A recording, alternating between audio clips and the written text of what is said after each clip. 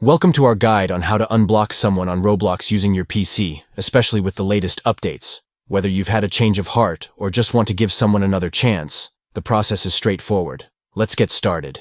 First, open Roblox on your PC. Once it's loaded, you'll see the familiar interface. Next, look to the left side menu. There, you'll find an option labeled More. Go ahead and click on it. This is where you'll access several additional settings related to your account. After you click More, you'll see the Settings option. Click on that to enter your account settings. Now, within the Settings menu, navigate to the Privacy tab.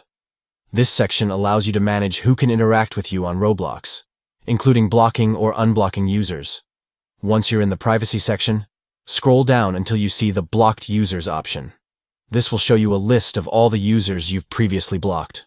Finally, to unblock someone, simply click on Unblock next to their username. This will remove the block, allowing you to interact with them again on Roblox. And there you have it.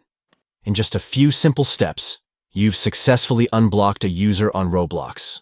If this video helped you, don't forget to leave a like and subscribe for more helpful guides. Enjoy your gaming and happy building.